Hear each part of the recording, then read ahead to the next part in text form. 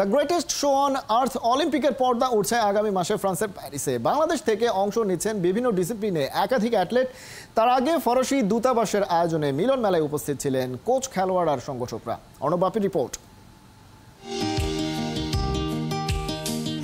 একদিন অলিম্পিকে খেলার স্বপ্ন নিয়েই তো খেলাধুলার হাতেখড়ি হয় একজন ক্রীড়াবিদের। দিনের পর দিন সেই লক্ষ্য পূরণে ছুটে চলা।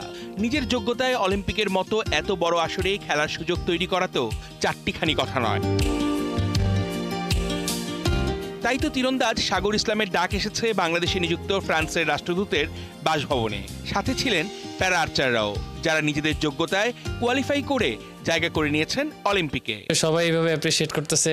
ইনশাল্লাহ মনের ভিতরে যতটা জোর ছিল তার থেকে নিজেকে মনে হচ্ছে অনেক বেশি স্ট্রং। ইনশাল্লাহ আমরা পারবো। দেশকে কিছু দিতে হবে, মানে অনেক একটা ইন্সপায়ারেশন আসছে ভিতরে যে দেশের গৌরব বয়ে আনতে হবে, মেডেল নিয়ে আসতে হবে।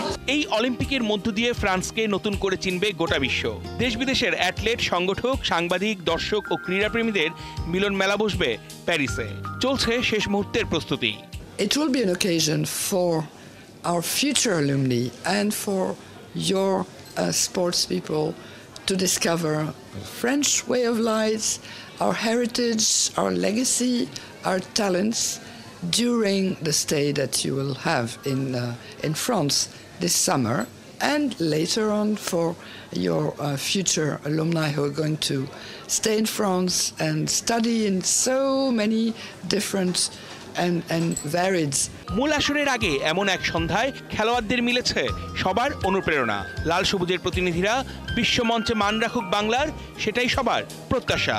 একদিন এই আর্চারি দেশের সম্মান বয়ে আনবে ইনশাল্লাহ। অলিম্পিক পদক আর্চারি থেকেই আসবে। আমরা পরপর কয়েকবার, সে 2010 সাল থেকে কিন্তু আমরা ইউথ অলিম্পিকে কোয়ালিফাই করেছি। এই ইভিনিংটা তাদের জন্য একটা আইস ব্রেকিং ইভিনিং হয়েছে, যেটা নাকি আমি মনে করি অনুপ্রেরণার বাতিঘর হিসেবে কাজ করবে। প্যারিসে 26শে জুলাই থেকে 11ই আগস্ট পর্যন্ত অনুষ্ঠিত হতে যাচ্ছে অলিম্পিক গেমস। অর্ণব বাপি, 71।